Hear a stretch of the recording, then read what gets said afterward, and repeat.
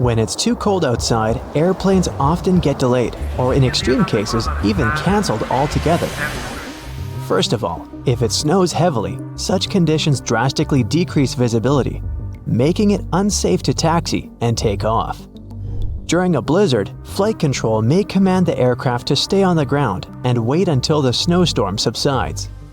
Ice on the runway is another reason. An airplane's landing gear are nothing like a car's wheels, and they can't be equipped with studs to avoid skidding. But even if they were, a plane needs to develop speeds on the ground that are much higher than on an average road to take off successfully. If the runway is slippery with ice, the airplane can slide off it easily. Things like this actually happened in the past. For example, in January 2014, the JFK airport in New York was shut down after a plane skidded off the runway and into the snow. Luckily, no one was injured, but the airport staff had to dig the aircraft out of the snow, and even the local police joined the efforts. Same story with landing, which is even trickier in freezing conditions because a plane is in much less of a controlled environment and traveling at even greater speeds. What's more, while an airplane that's about to take off and skidding will probably get into an open area and stop there, one that's about to land could end up crashing into the airport's infrastructure.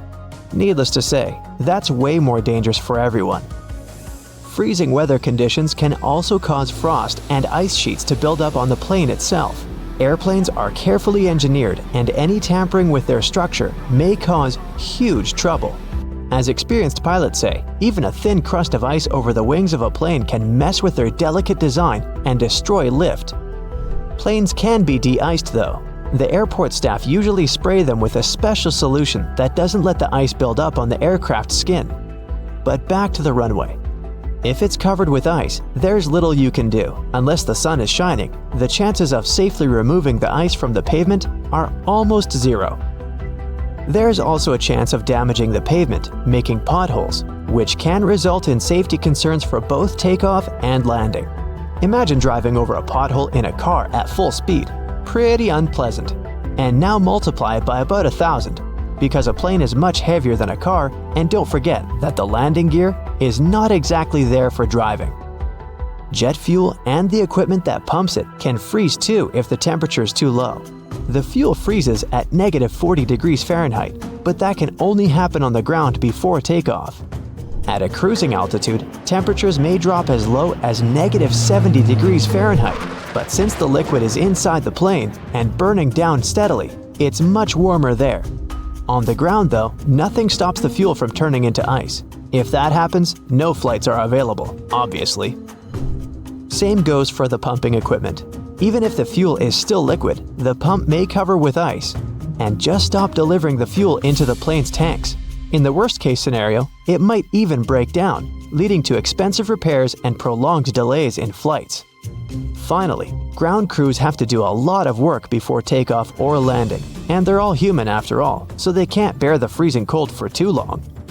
This issue is often resolved by tag teaming. One group of workers goes out in the field to do the job, while the other is waiting for them in a shelter. After 20 minutes or so, the first group returns to warm up, and the second one takes up the job where the first one left it. Although it's efficient, it still slows down the operations a lot, so that might also cause delays. But despite all the trouble freezing weather can cause, it's actually more beneficial for a plane than extreme heat. Cold air is denser than hot, so planes gain more lift and stay truer while in the air. They're more easily controlled in flight too. Air molecules are slower and closer together, creating a steady flow of air around the wings and cockpit. At high altitudes, the air naturally becomes thinner as the air molecules spread out and become more scarce. That's exactly why planes can't get to the upper layers of the atmosphere. There's just not enough air there to create sufficient lift. The same happens when it's too hot down on the ground though. Air molecules get faster and spread out, meaning the plane's wings don't have as much air to push off and get into the flight mode. To take off in extreme heat, a plane has to move much faster to generate enough air resistance and lift. But to move faster, the plane needs its engines to work better, and that's also impossible when it's too hot. As the air gets thinner, the amount of oxygen decreases too. and jet engines use oxygen in the atmosphere for combustion. When they lack this crucial element, they can't convert enough energy into thrust, meaning slower acceleration and worse energy output overall. So the problem is that the plane has to have a longer runway distance to build up enough speed and lift to take off, but it can't because its engines are not working to the best of their ability. This usually doesn't cause trouble, but only up to a point. When the temperatures on the ground level reaches about 120 degrees Fahrenheit, some flights can get cancelled because it's simply dangerous for them to try and take off. Other planes are more heat-resistant and powerful, but that also depends on the heat. Some aircraft even have to reduce their weight by removing part of their fuel, cargo, or even passengers when it's too hot. Lighter load means better acceleration before takeoff, and it doesn't help to avoid cancellations, but it also means planes aren't working to their full capacity. The average cruising altitude for an airplane is about 35,000 feet. They don't technically need to be so high up, but that altitude gives the best speed and efficiency. Air gets thinner at higher altitudes, which means less wind resistance, but less lift. For most commercial aircraft, the area between 30,000 and 40,000 feet is the sweet spot where the two factors balance out. You probably still aren't using a laptop from 1999, and your computer isn't flying at close to the speed of sound. Fortunately, planes have a much longer lifespan than computers. There are airliners from the early 1970s that are still just fine. They might not be able to keep up in terms of speed and fuel efficiency, but older planes are no less safe than their modern counterparts.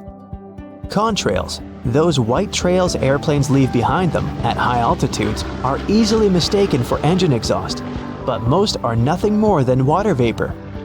During a flight, moisture in the air collects in the engines before being vented with the exhaust. The hot, wet air leaving the engines mixes with the cool, dry air found at high altitudes, resulting in long, thin lines of vapor. Humidity determines when contrails form and how long they remain visible. Ever notice the numbers on the end of a runway? They're actually used to show the pilot which direction the plane is facing. For example, the number 36 is short for a heading of 360 degrees or due north. Along with numbers, the letters R and L indicate if the nearest runway is to the right or left. The lights on the tips of a plane's wings are called position lights or navigation lights, and they're used during times of reduced visibility. They help planes to see each other in the dark and can also tell pilots what direction an aircraft is traveling. The red light marks the tip of the left wing, while the green light is on the right. The third light is white and found on or near the tail. It might seem odd that the flight crew cares whether your window shades are up or down. The main reason is so that the passenger's eyes can adjust to the outside light. Mostly, it's just a matter of getting people on and off quickly. But in an emergency, the last thing they want is people stopping to blink before they evacuate the plane. Is the sky like a desert? Can a commercial aircraft fly faster than the speed of sound? Can you fix a plane with a piece of tape? Let's check your intuition with this cool truth or myth airplane quiz. Make sure to note down your correct answers and share your score in the comments. So, the first one for you. Commercial airplanes are more fuel efficient than your car. True or false? That's actually true. Commercial flights have been more fuel efficient per person per mile than cars for more than a decade. Better technologies and a larger number of people that fit in one plane have decreased the energy intensity of traveling by air by almost 74%. As for cars, it's been just a 57% drop. Okay, how about this one? There's no row 13 on a plane. Well, come to think of it, I've never seen a 13A or any other letter on my boarding pass. What about you? That's true, but only partially. In those countries where the number 13 is considered unlucky, there's really no row 13. But in other countries, the missing number may differ depending on what is believed to bring bad luck there. Opening a plane door during the flight is a real safety risk. It sounds kinda terrifying to me, but is it true? You can relax, that's just a myth. For one thing, the doors are locked, but even if they weren't, no one can open the door of a flying plane. It's physically impossible. The cabin pressure won't allow anybody to do it. When an airplane is at cruising altitude, it's pressurized. The difference between the inside and outside is huge. In other words, the pressure inside the cabin pushes on the door and doesn't allow anyone to open it from the inside. Even better, the airplane door is called a plug door. Its inner edge is wider than the outer. That's why it acts like a bathtub drain stopper, corking the doorway without falling through. Your skin is drier on a plane than it would be in the middle of the Sahara Desert.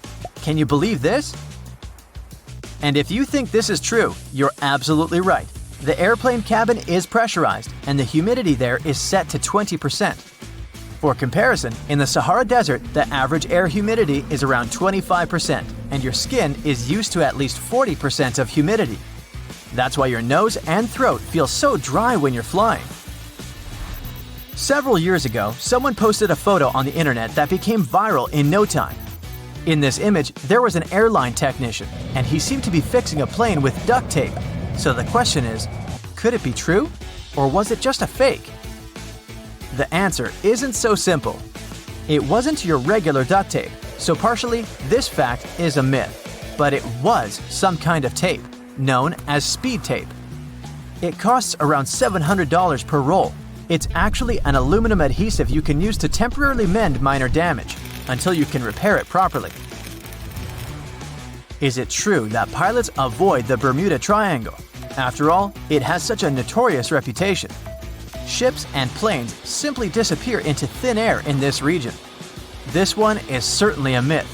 Today, people already know that there's no particular danger in the Bermuda Triangle, and planes fly over this area as usual.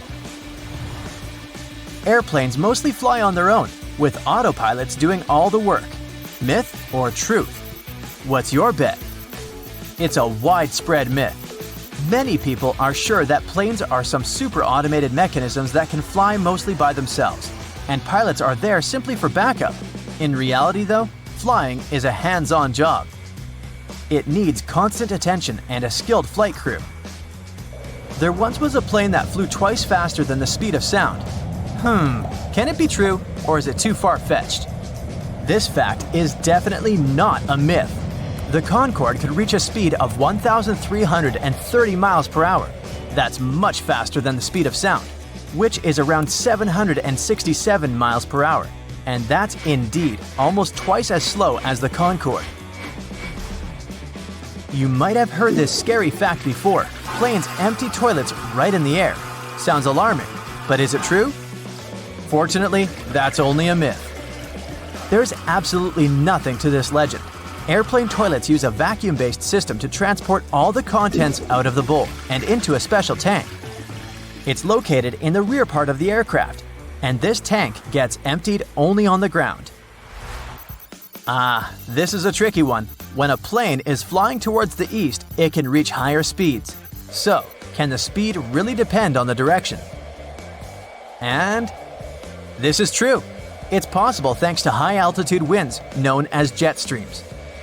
They blow at a speed of 100 to 300 miles per hour, and since our planet rotates from west to east, aircraft moving in the same direction can use these winds to move faster.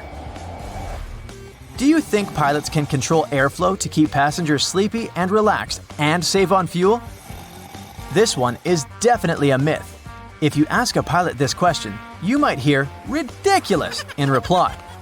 The truth is that pressurization determines the oxygen level in the cabin. How about this one? The world's tallest air traffic control tower is as high as a skyscraper. Can it be true, or is it just an impressive myth? I know it's hard to believe, but it's actually true. When an airplane lands, it needs the assistance of runway lights and airport beacons. It's part of the responsibilities of the air traffic control tower. It also manages ground traffic. No wonder such construction needs to be extra tall. The new Bangkok International Airport in Thailand has a 430-foot tall tower. Its height is almost the same as the height of a 40-story building. It cost $18 million to build the tower. I've got another tough one for you. The sensitivity of your taste buds dropped by 30% during the flight. Yes or no? This is true. The pressure in the cabin combined with the dryness of the air kinda numbs your taste buds. But the most curious thing here is that this mostly affects salty and sweet flavors. If you're served something spicy or bitter, you can still taste it as usual. Airline caterers try to take the decreased sensitivity of your taste buds into account while preparing airplane meals. They have to modify lots of good old recipes to make your food taste better. As soon as your oxygen mask is on, in case the cabin is depressurized, you can relax and breathe out. You can still use it till the end of the flight. I wish it was true, but is it? Sadly, it's a myth. Passenger oxygen masks usually provide enough air to breathe normally for 10 to 15 minutes. In other words, it's just a temporary solution. But in most cases, this time is enough for the plane to go down to the altitude of 10,000 feet. That's where people can breathe without using oxygen masks. And since planes descend very fast, the need for additional oxygen lasts for a few minutes at most. By the way, the oxygen system gets tested regularly during special maintenance checks. Plus, both passengers and pilots' oxygen flow doesn't depend on electricity. Masks use individual oxygen generators, so even if there's some electrical problem on board, the oxygen doesn't get cut off. Many people say that the plane is the safest means of travel, but do you believe in it? That's a myth. Flying is the second safest. Studies show that the elevator is safer. Unfortunately, it won't be able to take you to the Bahamas. Okay, this last one was kind of a joke. Statistically, planes are indeed the safest way to get to your destination. So, how many correct answers did you have? Tell me in the comments below. Me? 8. Duh. It seems strange that a commercial jet doesn't have keys to turn it on, but it's a bit more complicated than just turning a key. Instead, there's a series of buttons and dials on the control board that starts the complicated process. A battery provides the power to the aircraft that is charged through a small electric generator within the jet's tail. Airflow gets in and moves into the jet's engines to keep them cool. A reserve power then warms the turbines by turning them slowly until they start spinning at the right rate. Then, the engines can be turned on, one at a time. With up to 4 engines on a commercial jet, this entire process can take up to 90 minutes. Planes don't have keys to lock the doors either, but when they sit idle, jets have security guards constantly monitoring them. But even if someone happened to get past them, it wouldn't be a quick getaway. When you enter the plane, the captain keeps a close eye on the boarding process. They are not only in command of the flight deck, but also of the passenger's cabin. To become a commercial pilot, you gotta have a distance vision of at least 20/20. But depending on the airline, it's sometimes okay if your perfect vision is assisted with glasses. It's time to find a seat on the plane.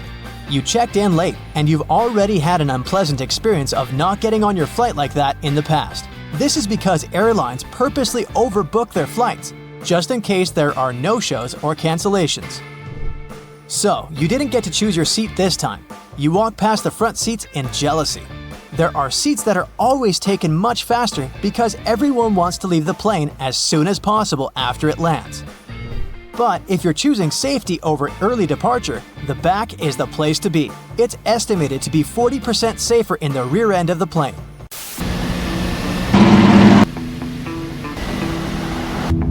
Maybe you prefer to drive instead of flying?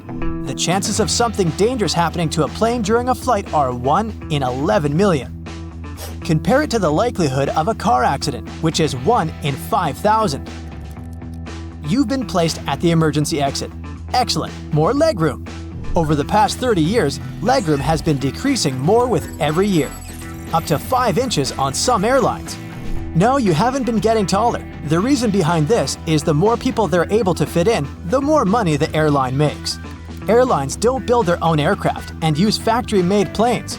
From there, each airline will determine its own seating structure. This is also why the seats don't line up with the windows. But it doesn't matter. You have the best seat, although it's always a bit concerning when sitting next to an emergency door. What if you accidentally knocked it while asleep and opened it? Relax. It's actually impossible to open these doors while flying. The air pressure inside pushes against every square inch of the cabin. On the door itself, This pressure equates to 1,000 pounds across every square foot of the door. But even if you somehow developed Hulk-like strength in your sleep, you still wouldn't be able to open it, as there's a series of electrical and mechanical devices that latch it closed. The extra measures are important, as the moment the door opens, the entire cabin temperature would quickly drop, and that drastic change in pressure would weaken the plane's structure. It's time for takeoff, and they've asked you to turn your phone off. Should you really? 10% of people have admitted that they don't turn theirs off and don't even set them to airplane mode. Cell phones can cause issues, but they don't disrupt the electronics as you might believe. There is a genuine concern that while you're flying in the air, your phone can receive signals from multiple towers on the ground, providing stronger distractions for the pilots. So let's make their job a little easier and turn it off.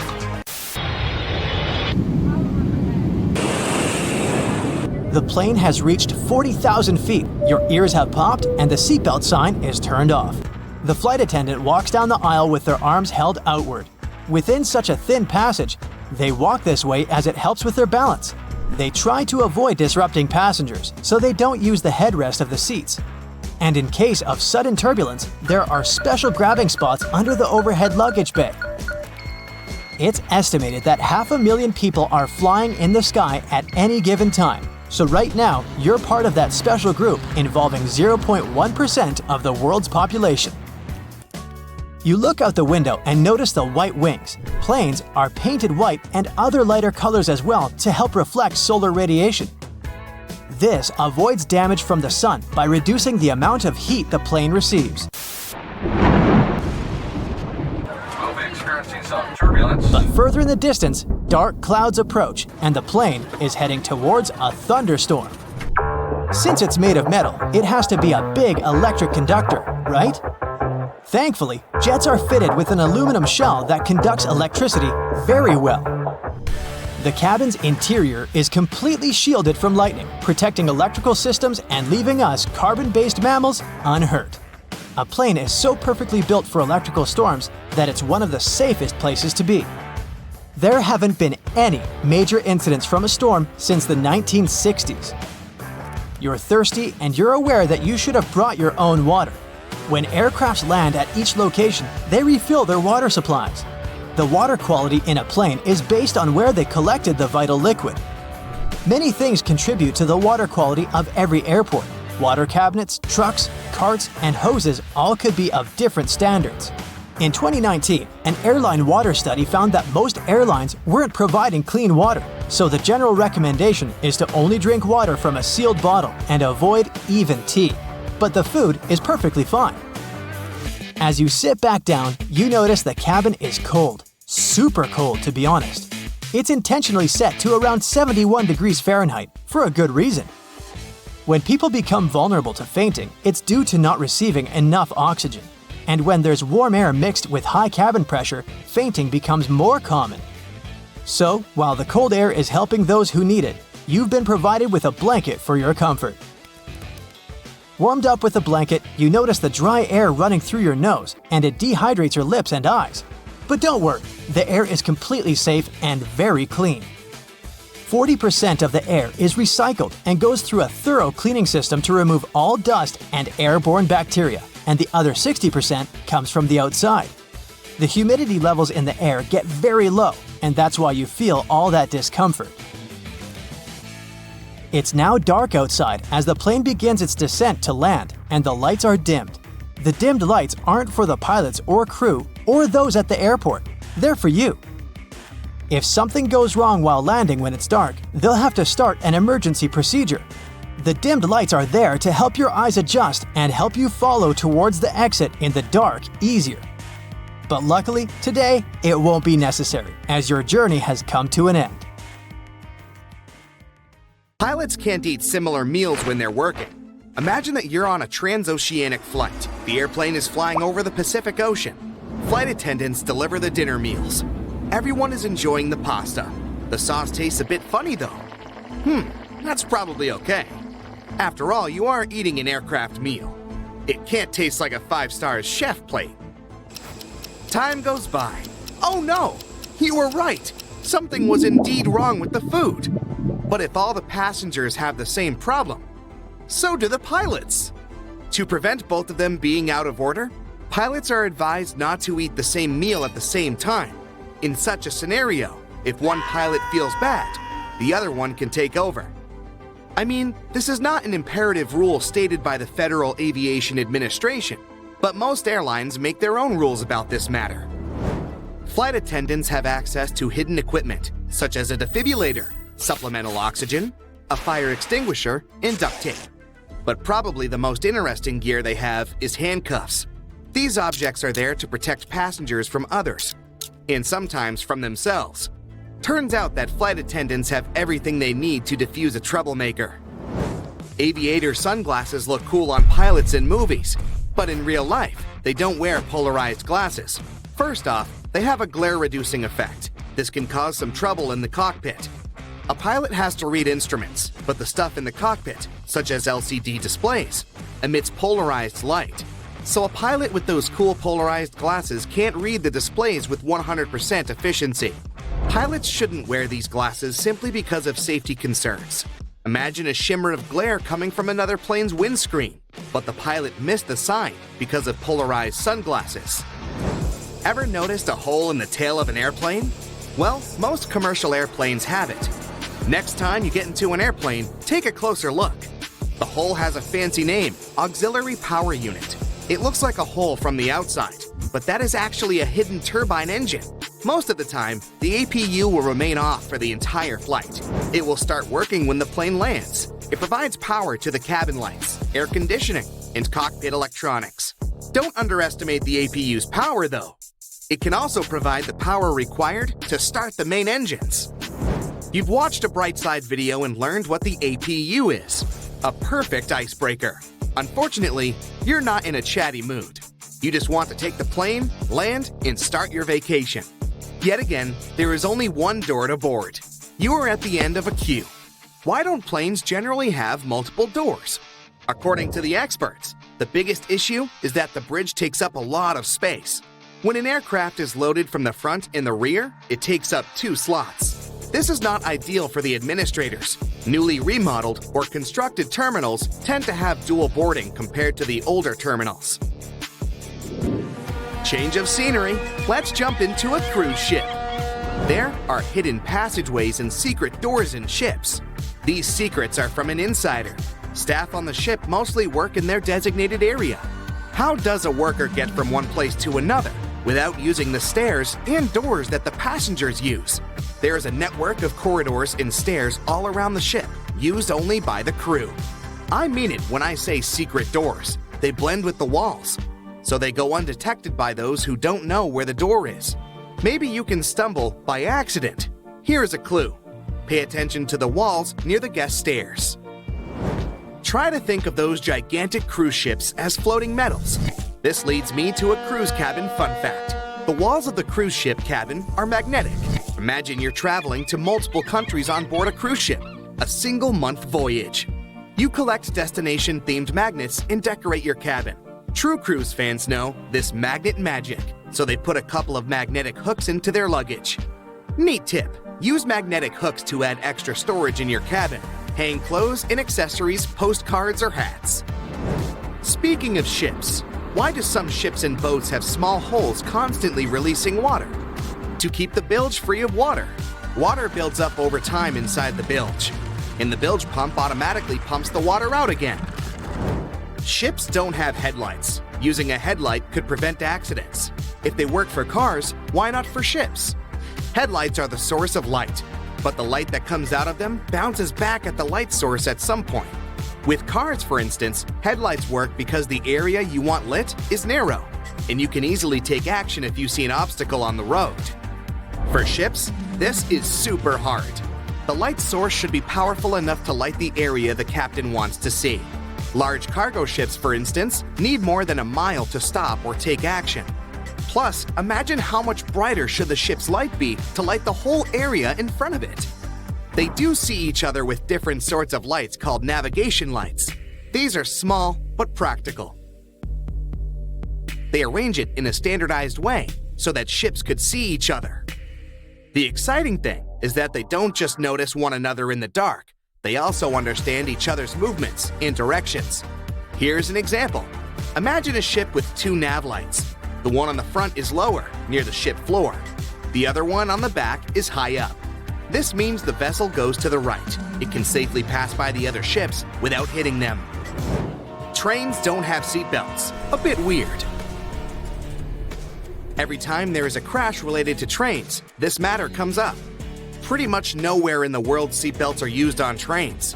Various studies have been made about this issue. Some of them created simulations of accidents, and the results were surprising. Using a seatbelt on a train could potentially increase the number of injuries. In cars, seatbelts are highly effective in protecting the passenger and are used all the time. The logic behind the seatbelt is to protect the person when a collision causes rapid deceleration, but trains carry so much momentum that they don't stop rapidly. On a plane, passengers use a seatbelt on takeoff, during landing, and if turbulence occurs. There are no such things for trains. Entering and leaving a station is not a high risk. Experts believe focusing and making investments are other ways to improve railway safety. Now, you are traveling by train. You look outside the window. There are small stones along the railway tracks to accompany you on the journey. Those stones are formerly known as track ballast. They do a very important job. They provide support to and maintain the tracks. They're not there by mere coincidence, though. Now look at the stones closer. You can notice that there is no single smoothly cut stone on the tracks, because they're not regular stones randomly poured at the rails. Each rock has sharp and abrupt edges. Sharp edges hold on to each other. They protect the railroad from harsh concussions. They facilitate water drainage in heavy rain and keep down the grass and other weeds. Now imagine replacing those with round pebbles. They will slide down. Eventually, the ballast will spread out and tracks will fall apart. The last thing you would want, especially if you were a passenger on that train. How can spiders survive when they lose a leg? When they're in a dangerous situation and try to run away, they can lose legs and regrow them only a couple months later. They'll survive without any problem because most of the time, their legs come off at break points. Those are joints that contain muscles and constrict, which helps spiders minimize blood loss. If they lose a leg at the part that comes before the break point, the spider still sheds it, but it will lose more blood. It will be harder for the animal to recover in this case. Speaking of spiders, have you noticed how they sometimes stay extremely still for a long time? They're motionless while waiting for potential prey to land in their web. When moving around, they waste energy and drive unnecessary attention to themselves. Either a hungry bird praying for a quick snack will see it, or a spider will remain hungry because flies will be less likely to come near their web. When spinning a web, they waste a lot of energy. Even after the web is finished, a spider may have to wait for days or weeks to catch something. So, it's important to save as much energy as possible. Hunting spiders are way more active, but the majority of them are nocturnal predators. They spend their days relaxing, tucked away under a rock or in a nest. Roast potatoes can stay hot for a really long time, and this mostly has to do with the fatty, starchy crust that's like some sort of an insulating layer. When you pre-boil a potato, this causes its starch granules to absorb water and swell until carb molecules seep out to produce this type of thick gel.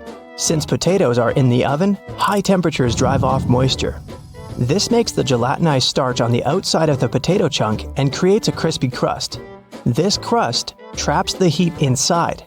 The fat from the baking tray collects in cracks too, and the heat-keeping structure stays strong. Birds don't get electrocuted while perching on power lines because it's not voltages that will harm them, but voltage differences, and electricity wouldn't flow without them. So, if you see a bird standing on a single power line at, for example, 35,000 volts, the lack of a voltage difference is something that keeps the animal safe. But if it accidentally extends its wings and touches another power line that's at a different voltage, it won't end well. That's the reason why electricity companies make sure there's plenty of space between the cables. Have you ever wondered why airplane pilots won't try to land on grass when the landing gear doesn't deploy? The grass may seem like a good solution at first because it's soft, true. But the surface will neither be smooth nor even. When pressure is high, landing on grass can lead to unpredictable movements and cause issues such as structure formation. That happens because of bouncing and unequal pressure. This can even result in fuel leakage and prevent the doors from opening. Bald heads tend to be shiny, even though the skin elsewhere on the human body isn't. Most of our skin is covered with tiny hairs that give it some sort of velvety peach fuzz look. With male pattern baldness, the hair follicles tend to shrink and turn into skin cells, which means there's no hair there at all. And the scalp is especially shiny due to the sebaceous glands. They produce and secrete some kind of oily matter that protects our skin. Sebaceous glands are located all across our skin, but the scalp has way more of them. So, this oil coats the skin, which is why it turns into a more reflective surface. House cats will rarely meow at one another, but they become chatty with humans, and this could be related to domestication.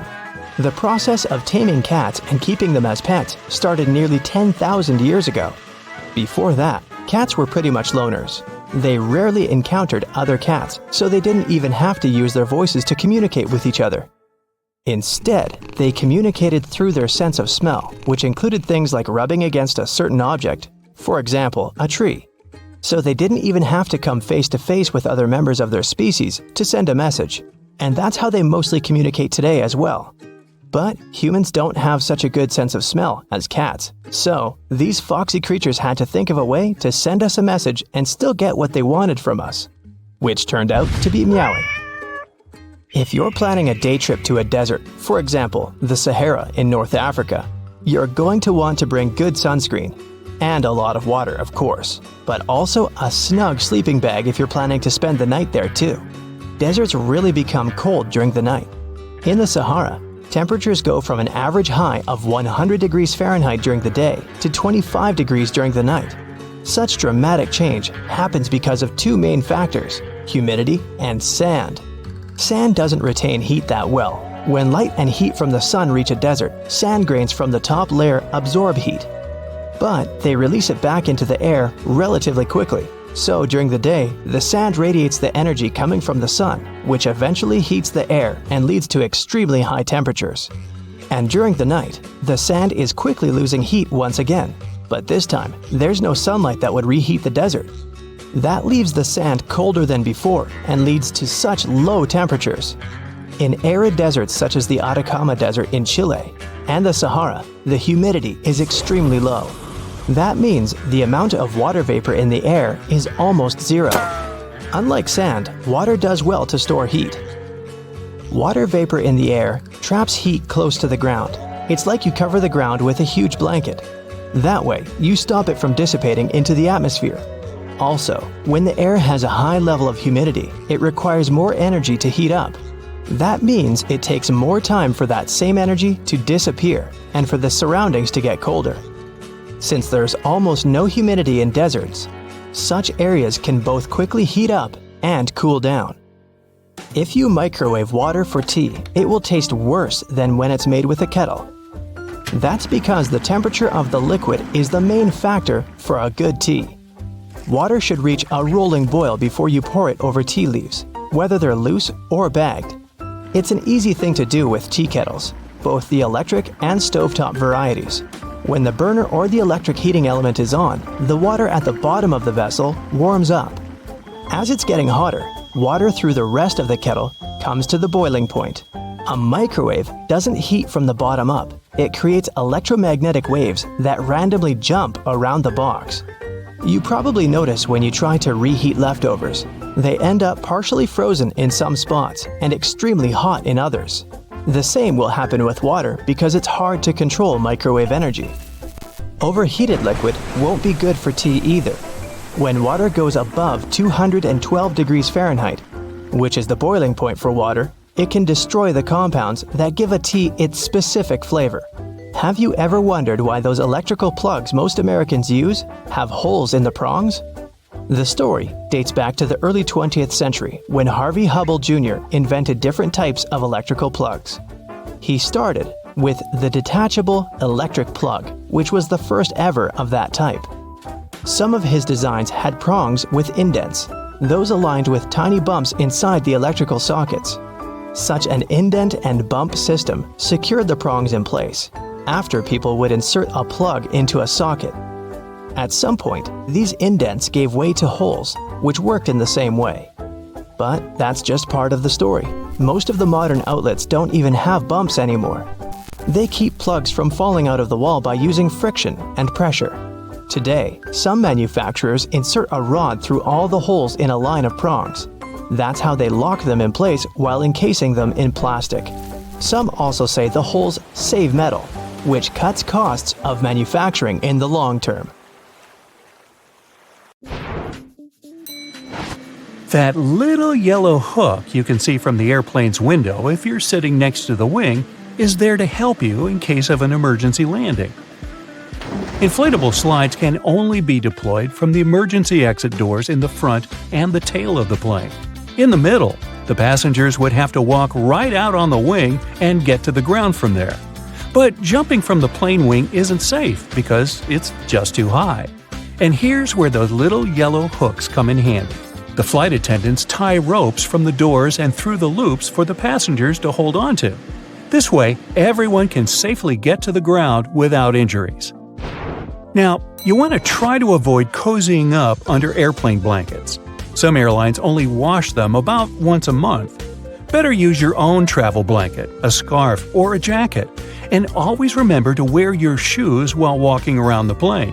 That carpet on the floor can't and won't be cleaned to perfection between flights.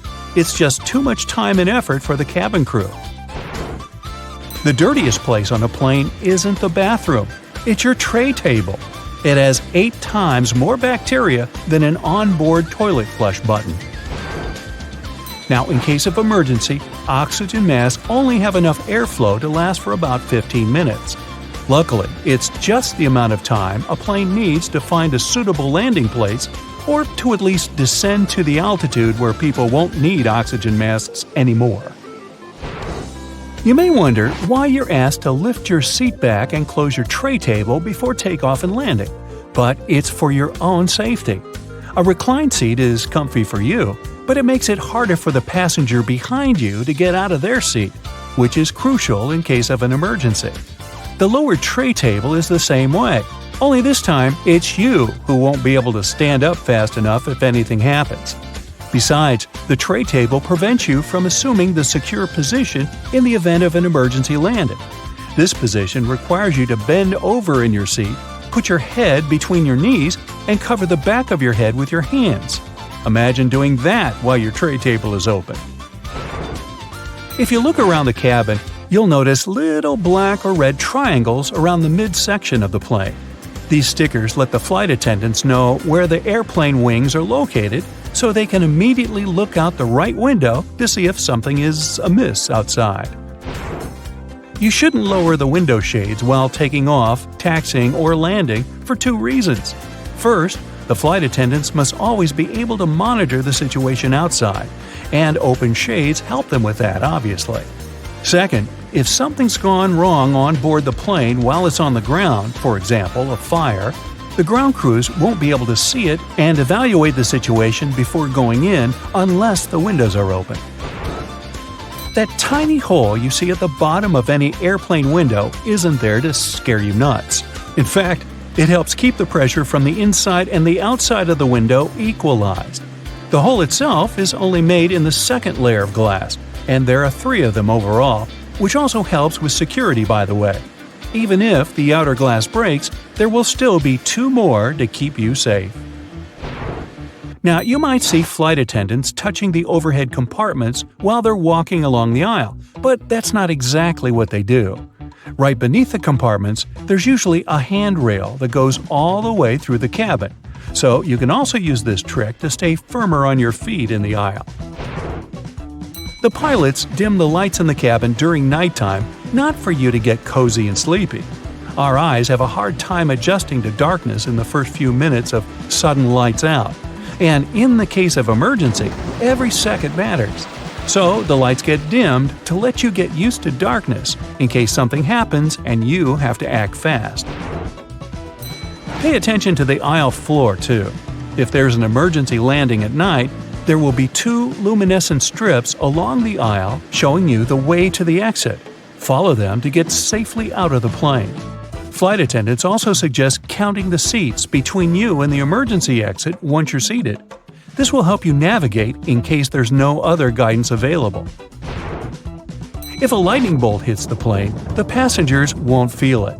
The entire aircraft is covered with aluminum coating that conducts electrical current and doesn't let it inside. This protection is tested using a lightning simulator.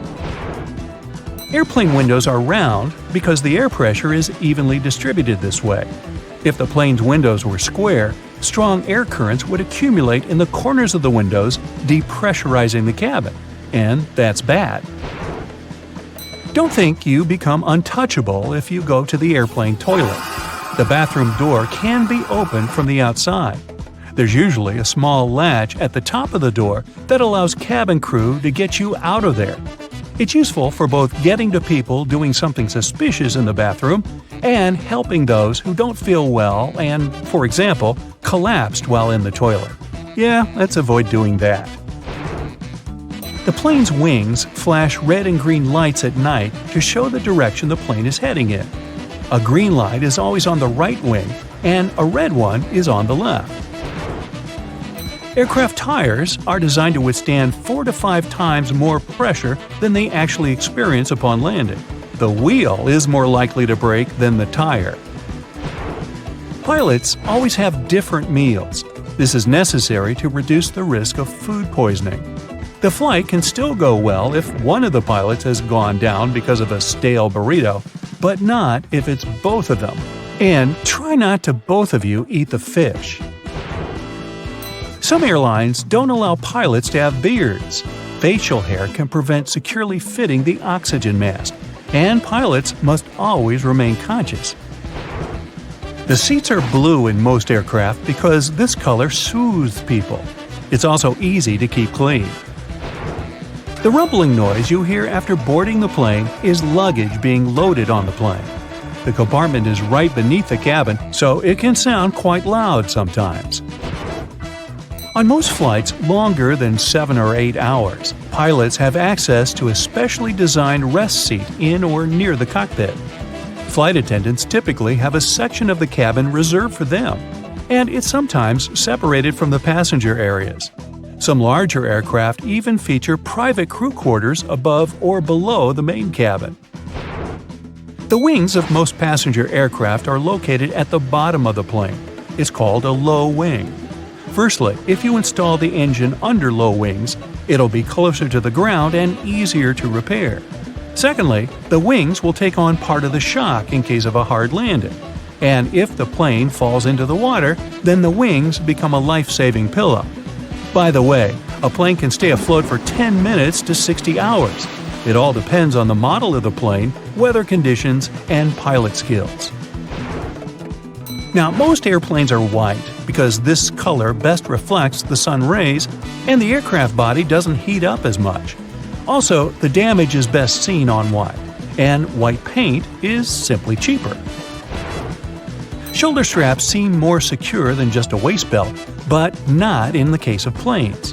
When the plane gets into turbulence, it's tossed a bit in the air. The waist belt will simply hold you in place in case of a more severe shake. Shoulder straps would require more space between the seats, and this is not justified on a plane. In a car, the impact is usually much stronger, so you need that shoulder strap not to whoosh through the windshield. Flight attendant seats do have passenger straps, but that's because they are much less comfortable than passenger ones.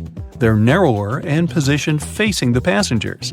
Flight attendants need extra protection simply not to fall off their seats if the plane shakes hard enough. Also, they have to help and direct people during potential evacuation, and for that, they need to be in top shape. Now maybe you've noticed that you always enter the plane from its left side. Firstly, the captain usually sits on that side. This way, it's easier for the captain to align the plane with the terminal jet bridge. Also, the aircraft is fueled and loaded with the baggage on the right side. If passengers come from the left, the crew can do their job undisturbed. You can easily remove PostIt notes because their adhesive is not even. Sticky notes feature a plastic adhesive. It's spread out in blobs across that sticky part of the paper. When you slap a PostIt onto a bulletin board, not all the blobs, that are technically called microcapsules, will actually touch the surface to keep the paper stuck there. You can easily unstick it. And then, when you want to reattach it to something else, those blobs of glue that are left unused will take over the role of the adhesive. Eventually, you'll use all the capsules of glue, or they'll simply get clogged with dirt. So the note won't stick anymore. It's very satisfying to chew gum because it's made of rubber. Gum from before had an elastic texture because of something called chicle, a natural type of latex rubber. Now you can chew your bubble gum easily because it's made of synthetic rubber. Some of these are used in car tires too, while others are used in Elmer's glue because they mimic the effect of chicle. Office buildings are a bit taller during the night. When the employees are finished with work, they all go home. Tall office buildings get slightly taller. For example, a 1,300-foot tall skyscraper will shrink about 0.03 inches under the weight of 50,000 people inside, assuming they're all an average weight. You could actually heat your house with just 70 people. If you've ever been trapped in a small crowded room, you know people give off body heat. So you'd need about 70 people in motion to warm up your home in the winter using just their body heat. Or maybe 140 people standing still, if you consider the house uses 4 electrical storage heaters and humans radiate approximately 100 to 200 watts of heat in normal conditions. Why does glass break so easily? It's because its atoms are not very tightly arranged. Unlike other solid material like metal, glass is made up of amorphous, which basically means structureless, loosely packed and randomly arranged atoms. These atoms can't rearrange themselves that quickly to retain a firm structure, so glass collapses and fragments shatter everywhere. Do you know why airplane passenger windows are mostly below eye level? Aircraft are way cheaper, stronger, and easier to build without windows, but they're there because many people like the view, particularly about 100 years ago when flights were often conducted at low altitudes. Also, if some passengers are feeling sick, looking out the window can help them reconnect their sense of balance, as their eyes are continually reporting what's going on around them. Windows in this position also help distribute the load around them more evenly. The floor of the cabin where people sit isn't all the way at the bottom of the aircraft, which is why windows end up being quite low compared to both the overall volume of the cabin itself and the eye level of the passengers sitting down. Water feels colder than air at the same temperature because it's denser. Because of that, your body loses heat 25 times faster while surrounded by water than it would if it was surrounded by air that was the same temperature. Since it's so dense, water has a high heat capacity, which means it takes a lot of heat to raise its temperature just a little bit. Water is good at both retaining heat and cold. That's why the ocean is way cooler than land, and at the same time, the hot soup stays hot for a long time. Water is also a pretty good conductor, which means it effectively transfers either heat or cold to the human body. Have you ever wondered why water cleans so well? It's because of its asymmetrical molecules. They are made of 2 hydrogen atoms stuck to a single oxygen atom, which means they're triangular. That's why they have a slightly different charge on their different sides, similar to a magnet. The oxygen end of the molecule is slightly negative, while the hydrogen is slightly positive. Because of this feature, water is great at sticking to other molecules. So when you want to wash away dirt, water molecules will stick to the dirt. They'll pull it away from the surface the dirt was on, no matter what it is.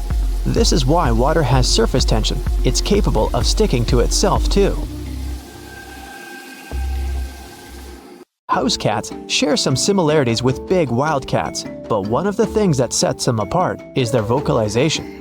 The majority of large cats, like tigers and lions, will roar loudly so everyone knows they're coming to defend their territory. But with house cats, most of the time, you'll just hear purrs and meows. That's because of the physiology of their throat and voice box, which helps create these feline vocalizations. So a cat can either roar or purr, but no cat can do both. Bobcats, cougars, house cats, cheetahs, they purr. Purring is specific because a cat creates it when it breathes in and when it breathes out. Roaring has evolved in a particular lineage of big cats, which includes tigers, lions, jaguars, and leopards, except the snow leopard, who lost this ability. They are capable of roaring because of the bendy bones in their throat. Mammals have their voice box in the throat, where air passing by its structures produces sounds. The vocal cords in the hyoid bones are the two main parts of the larynx that create different vocalizations in cats. You probably also prefer the pulse setting on your blender. And why wouldn't you? It just works better, and that's because of turbulence. When a blender stops chopping up food and starts spinning it around in circles only, everything you put inside is spinning at the same rate. It's not really about blending ingredients together, but about something called laminar flow. That means all the layers of liquid are continuously moving in the same direction. When you use the pulse function, your blender adds turbulence, so the fruit chunks are not just rolling around the sides of the blender, but they are falling into the center, which is when it's easier to blend them. So you'd like to open your window during a warm spring or summer day. It's so nice to hear the birds singing, and even when you come back an hour later, you'll probably still hear them singing the same song. They're hard workers, and the males are most likely guarding their territory and trying to attract a female. And other animals have their own tactics. Some like to rub their scent everywhere, but birds use a song to send the message, "Hey, I'm letting everyone know, especially other males in the area, this is my space." So they'll continue singing the same song over and over again. During the winter, they will most likely sing fewer notes to each other, or just one note. They want to let others know that where they are is their space. Plus, they're trying to figure out if there's any food somewhere nearby. Why do cats like small spaces? First of all, they are solitary animals, which is why they always search for a safe hiding place to take a good nap. And if you see a cat curled in a tiny box, it was probably just trying to find a nice, warm spot to sleep and avoid the cold floor. Cats prefer room temperatures to be about 57 degrees Fahrenheit. A bit cooler than this is comfortable for us. And if there isn't a convenient sunbeam to lie in, they will look for other solutions, like a cozy shoebox. Cats are pretty lazy. They can sleep up to 18 hours a day, most average between 10 and 13 hours on a daily basis. The majority of cats are most active during dawn and dusk. They're not the nocturnal animals that some of us think they are, but a specific category called crepuscular animals, together with other creatures like hamsters, ferrets, and stray dogs.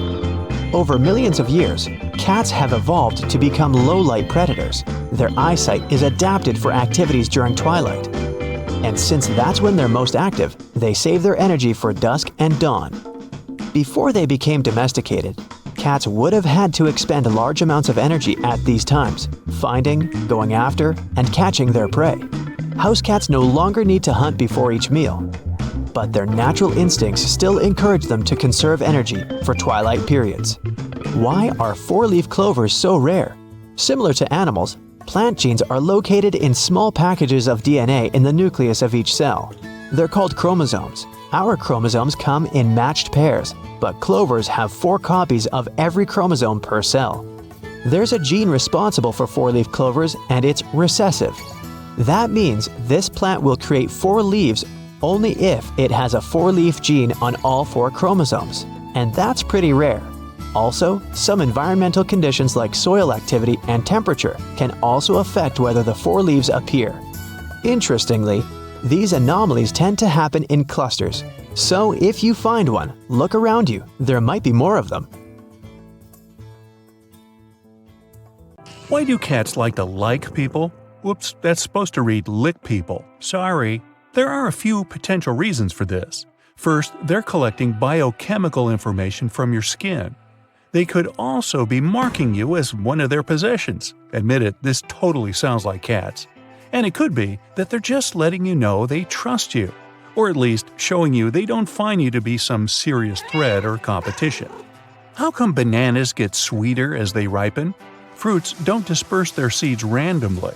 They do it when animals eat them. At a certain stage, they suddenly increase their sugar content, which is how they try to encourage animals to eat them at that stage, specifically when their seeds are mature. Mature seeds have developed special coatings that protect them when passing through the animal's digestive system. Do I have to paint you a picture? Why does our skin get wrinkly after we spend time in water? After 5 to 10 minutes in the bathtub, you will notice there are small wrinkles forming on your feet and hands. Scientists speculate that it could be the way our body gets a better grip when immersed in a slippery environment. Our wrinkly fingers improve our grip on submerged or wet objects. Also, they channel water away in a similar way to the rain treads on car tires. When you eat something really sour, you just don't feel it on your tongue. Sometimes your entire face contracts, so everyone around can see that you don't like the food you're eating. That specific sour flavor that causes this reaction is the result of the hydrogen ions that acids release when they mix with saliva. Yes, that's a mouthful of science. At the moment when your mouth detects this sign of an acid, it sends you a message in a pretty dramatic way, so you can't ignore it. It's an evolutionary response that made sense in the old times, because many of the plants that our ancestors found in nature and later wanted to consume were poisonous, especially plants with sour flavors. So even today, your taste receptors light up and your face twists in a way that is out of your control when you taste something like that. Like this. A lighter color on an airplane is actually heavier than darker paint. The color white requires a higher solid content than black to get the necessary saturation. And the higher the solid content is, the heavier the paint is going to be, which is why white paint is one of the heaviest. But white planes are more efficient than black ones, although this also depends on how you define efficient. The white paint reflects more sunlight than the dark one. Different colors absorb different wavelengths of light, and white objects heat up more slowly compared to darker ones. This results in a cooler interior, which is why it's easier for the entire plane to remain cool. If your hot tea tastes odd when you drink it out of a plastic cup, don't worry, it's not just you. You might imagine that the tea is dissolving something from the plastic, but this most likely isn't the case. The taste you perceive is not just the action of your taste buds. All senses are contributing here. That's why strawberry mousse has a sweeter taste on a white plate than on a black one. And you get the feeling chips are crunchier when you hear those specific higher frequency sounds as you eat them. Also, hot chocolate has a better taste when you drink it from an orange cup. We are kind of conditioned to drink hot tea from ceramic cups, which is why seeing it in a plastic cup subconsciously makes us expect vending machine tea that won't taste good. Flamingos often stand on one leg, and one theory says that's because it helps them conserve body heat. One piece of evidence for that is that they tuck one leg up more often in water than on land. Others believe this is how they save energy, not heat. These birds are definitely more stable on one leg when it comes to standing for long periods of time. That's because they can lock the tendons and ligaments in their legs in a stable position, which means their muscles don't have to work hard to stay in one place. Plus, it's actually a classic look, don't you think? Why do repetitive noises annoy us so much? It's simple. They're constantly attracting our attention so we can't focus on other things. We stop reacting to certain repetitive sounds like ticking clocks really quickly. But some are just too annoying, like a slowly dripping faucet. The reason why this bothers us so much is the lack of control. When you know you can stop the noise anytime you want, you won't find it that annoying. Why do all planets make circles around the sun in the same direction? It would be cool to go back 4.6 billion years. You'd be able to see that space wasn't empty back then, even though our solar system wasn't formed yet. There was a cloud of dust and gas in a place where, today, our sun and the planets are. This cloud was like a solar nebula, and it molded our solar system. Generally speaking, a nebula is a huge cloud of gas and dust that occupies the space between stars and helps form new ones, together with the planets that orbit them. When this nebula collapsed, its center became our sun, while the rest of the matter got together and created the planets we know today, together with their moons and the rest of the rocky bodies like asteroids.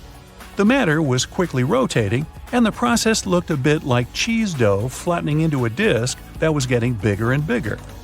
Since the cloud was moving in a certain direction to begin with, all of the planets retain the same orbital plane too. Something massive needs to happen to alter a planet's orbit and force it to go in the opposite direction around the sun. Why do some people have such a good singing range?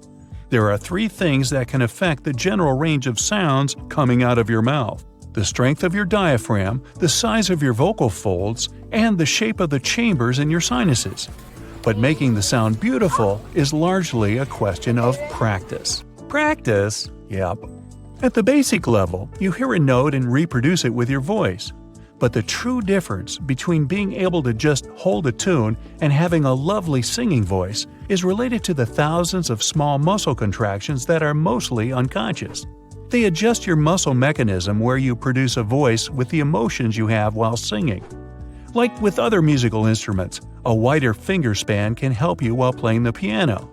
But the rest is learning those subtle things like pressure on the keys and timing. Now, why do dogs hear higher pitches than us?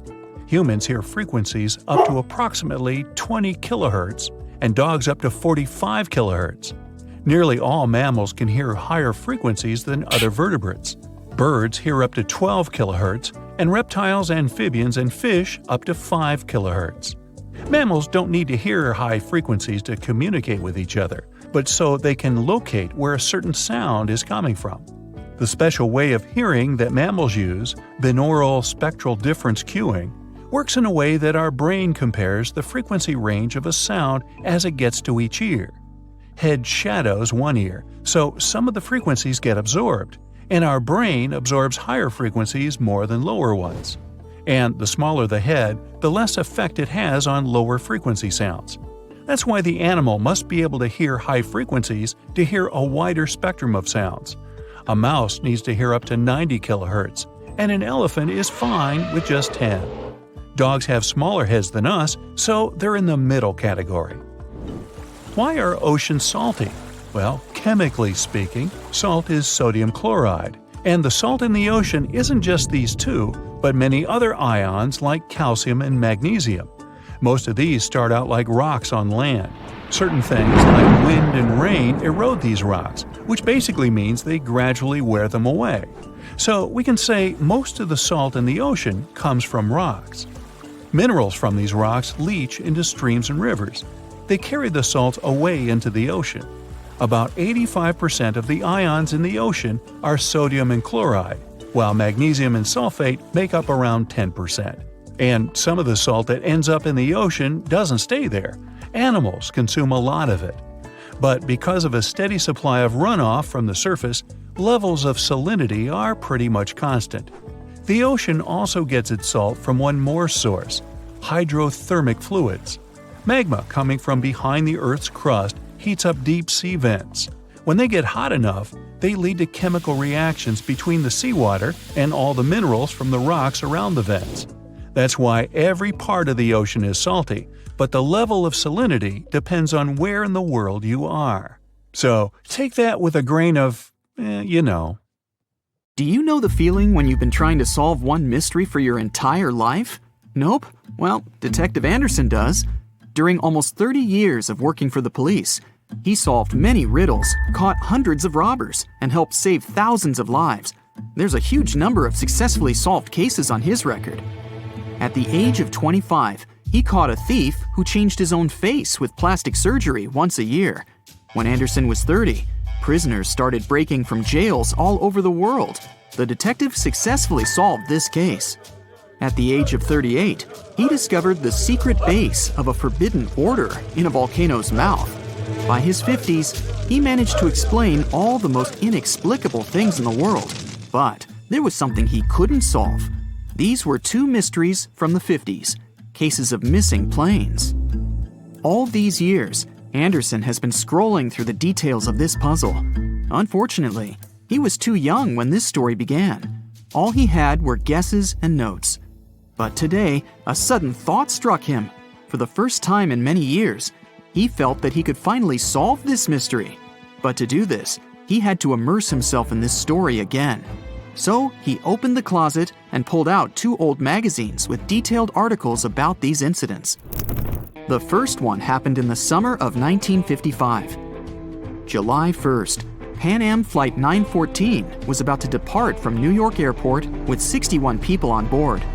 The plane model was a Douglas DC-4. It differed from modern aircraft, having giant propellers instead of turbines. So, all passengers fastened their seatbelts. The plane started taxiing down the runway, sped up, and took off. It went high into the sky and out of sight. Its destination was Florida. The flight time would be 3 hours. Dispatching services were watching the plane on their radar when suddenly, Pan Am 914 disappeared. The operator tried to contact the pilot but received no response. New York reported this to Florida. They said they couldn't see the plane either. Usually, pilots notify via radio if a plane crashes or gets into a storm. But this time, just nothing. After several unsuccessful attempts to establish the connection, they deployed large-scale search operations. Communication with the plane was interrupted when it was flying over the Atlantic Ocean. Therefore, the air company had to admit the aircraft crashed into the water. But this version had no proof. When planes fall that way, rescuers find floating debris. Some parts of the cabin or luggage always get to the surface. This time, rescuers found nothing. The plane didn't transmit any distress signals and didn't leave any traces of the crash. It seemed like it just disappeared into thin air. People forgot about this disaster for 37 years. And then, something bizarre happened. 1992, Venezuela, Caracas Airport. The control tower received a signal about an unknown aircraft approaching them. It was weird because it wasn't supposed to be there. There were no flights scheduled for that time. The plane was landing. The dispatcher and the rest of the airport staff understood that something was wrong here. The plane looked old, with huge propellers instead of turbines. After landing, the pilot contacted the airport. Where are we? The dispatcher asked him to identify himself. A few seconds later, he received an answer. We are Pan Am Flight 914 departed from New York to Florida with a crew of 4 people and 57 passengers on board. The dispatcher didn't know what to do next. He and the airport staff understood what kind of plane they were looking at. What was this plane doing 37 years later and almost 1,240 miles away from its destination? After a few seconds, the startled dispatcher turned on the microphone and said, It is September 9th, 1992. You know that? A long pause followed. Then, the pilot responded in a panic. Oh no. Jimmy, where are we? No! Stay away! Let's go now! The airport staff saw the pilot waving his hands in horror through the glass. Then, he started the engines and took the plane to the runway. Pan Am 914 increased its speed and took off. The dispatcher tried to stop him, but the pilot didn't respond. The plane disappeared into the sky, and no one else had heard of it since that day. Detective Anderson finished reading the article. He frowned and looked out the window. Raindrops were hitting the glass. The storm outside perfectly depicted what was happening in his mind at that moment. He seemed to know what had happened to that plane. All the clues were there, lying right in front of his eyes. But to know for sure, Anderson had to move on to the next case. It was another article, dated 1989. It happened in 1954. Santiago Airlines Flight 513 took off from West Germany Airport. The plane was due to land in Brazil in 18 hours. There were 88 passengers and 4 crew members on board. The plane hid behind the clouds and disappeared from all radar. Air traffic controllers were trying to contact the pilots, but didn't receive a response. 18 hours later, they called the airport in Brazil. Those dispatchers couldn't confirm this plane's landing and couldn't contact the pilots either. The search operation lasted for several months, but they found nothing. Just like in the Pan Am 914 case, the plane disappeared from radar while flying over the Atlantic Ocean.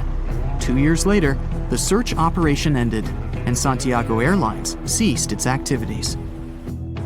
October 12, 1989. Airport controllers in Brazil noticed a passenger plane that suddenly appeared on their radar.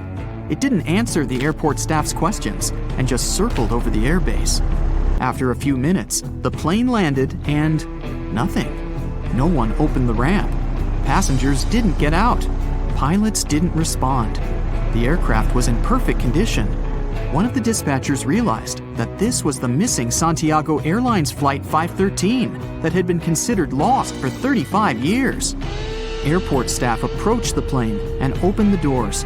What they saw there terrified them. The police, customs staff, doctors, detectives, and other airport staff members gathered around the plane. No one knew what to do next. There was no living person on board who could tell the truth. The plane disappeared in 1954 and appeared 35 years later in perfect condition without any damage. So far, no one has figured out what happened. Detective Anderson noticed the stories were very similar. Pan Am 914 disappeared in 1955. Santiago Airlines 513 vanished in 1954. The difference was almost a year. Anderson scratched his head and noticed another little detail. Both planes went missing from the radar the moment they were flying over the Atlantic Ocean. There are many myths about phantom ships and mysterious phenomena connected with the Bermuda Triangle. Detective Anderson knew these tales, but these two missing planes puzzled him. He looked at two articles and understood everything. Exactly! The solution was there, right in front of his eyes. Both stories were written in the same newspaper. There was no real dispatcher who communicated with the planes. Nothing was known about the passengers. No newspapers except this one published news about these missing aircraft. It seemed they just took the same story and changed the dates, locations, and names of flights. Yes, the case was solved. It was all fake. The rain stopped. Detective Anderson looked out the window and heard the sound of a passing train. He remembered another weird and fake story. A story about a phantom train. It took place in Italy in 1911. 100 passengers boarded the train of the Zanetti Railway Company. It went through the picturesque mountainous area, got into a mountain tunnel, and disappeared. No one else had seen the train since then. All the passengers were lost, but not for long. They appeared in the past. There were records dated 1845. One unknown doctor from Mexico City wrote about 100 Italians who appeared in the city from nowhere. They were all dressed strangely and talked about one mysterious train. This was a completely made-up story. There was no proof or records about this train and the people who got into the past. A loud sound interrupted his thoughts. Detective Anderson picked up the phone. He was silently listening to the person on the other end of the line. A minute later, he answered, "Yes." The detective put the phone down. It was a new mystery for him. In the Sahara Desert, the locals noticed a huge ship lost in the South Pacific 27 years ago. There was no crew on board, no cargo, and no flags. No one knew how it appeared among the sand, but wet mud formed around it because of moisture. It seemed like the ship had just teleported there from the water. Perfect! No fakes this time. Detective Anderson put on his hat and left the office. But this story is for another video. Tires on the landing gear don't burst because they're designed for a load that's 4 to 5 times as great as they experience during landing. The wheel itself might break, but the tire won't burst. This little tip based on people's psychology can help you choose the fastest line at the airport. If there are several lines at check-in, opt for the left one. It's believed that you'll get to the counter more quickly this way. Most people are right-handed and intuitively choose the right side. Your skin usually becomes a bit dry during the flight. This happens because of low humidity levels in the cabin.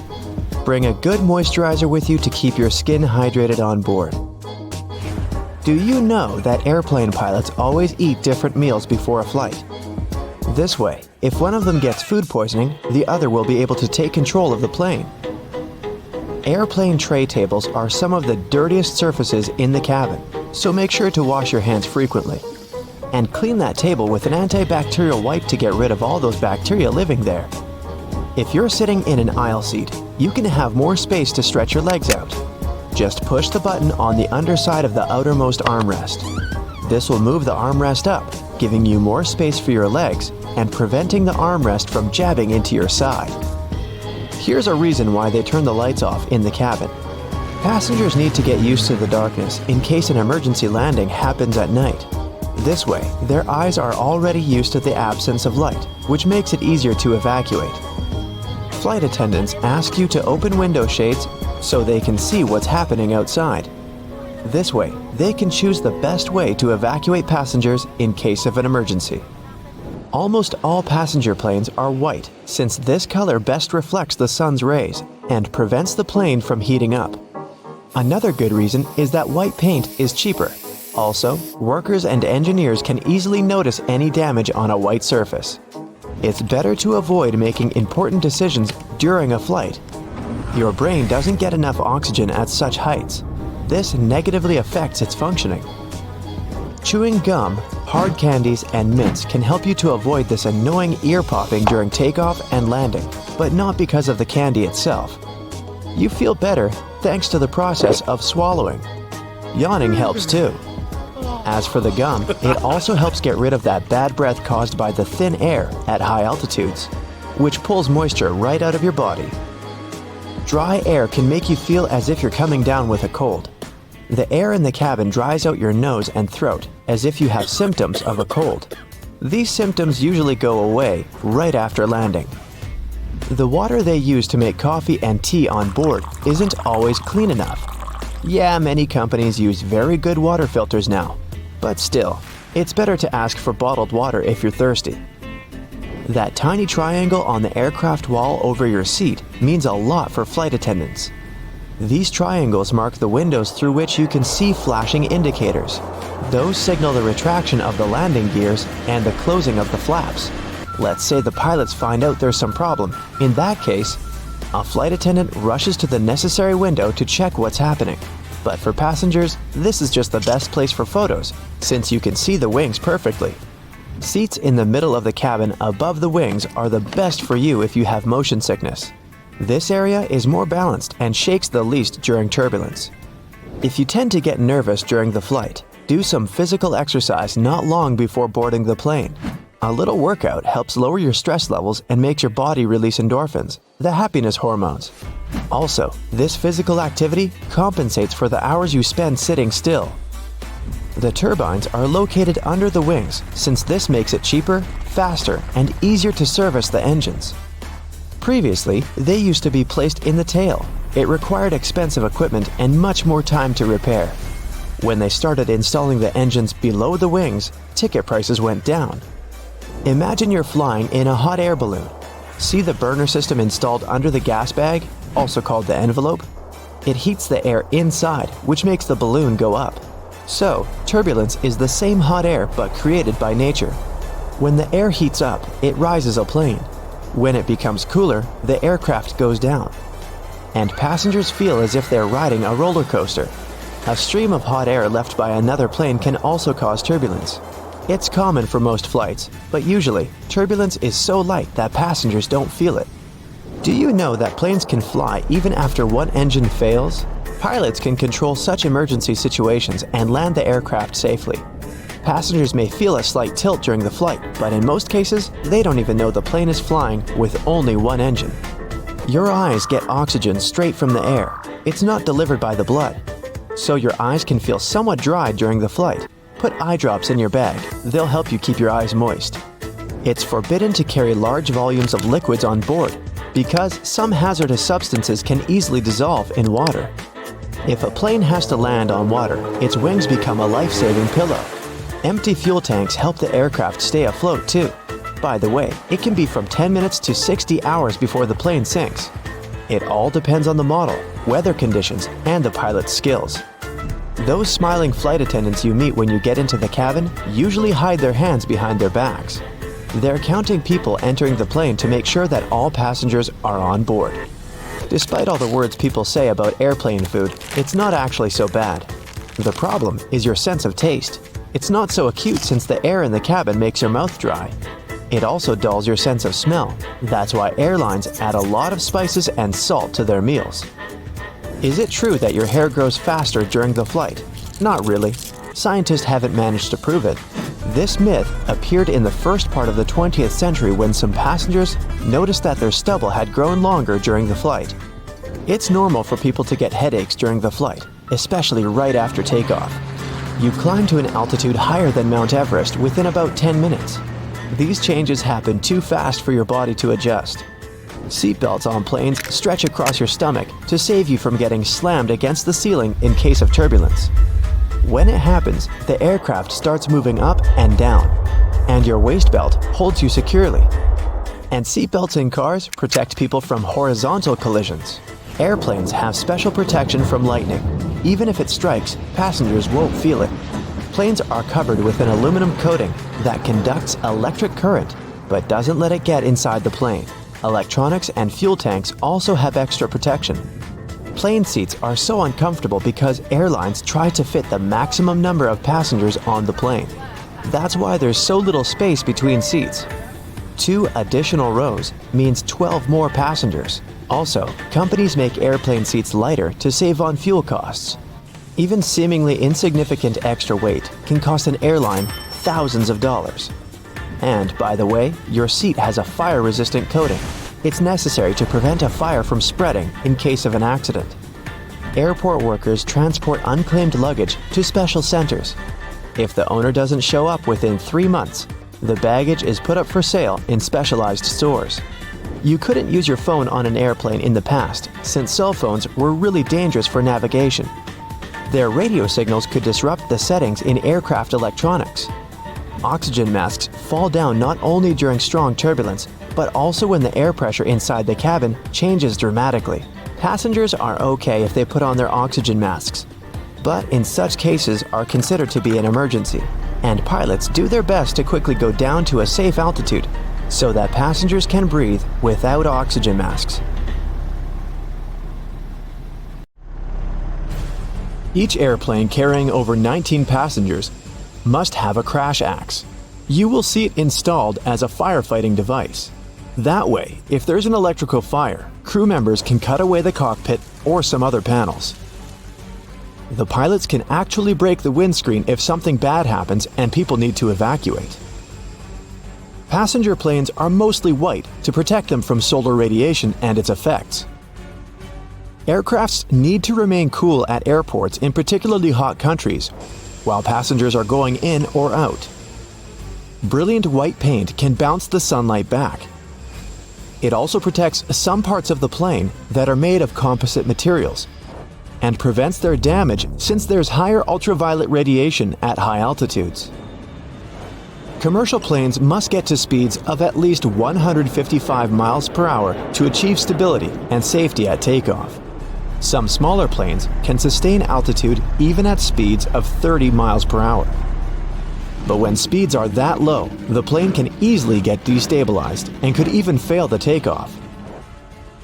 The white trails that planes leave behind, also known as contrails, are created because of water vapor. Vapor is produced during the combustion of fuel in plane engines.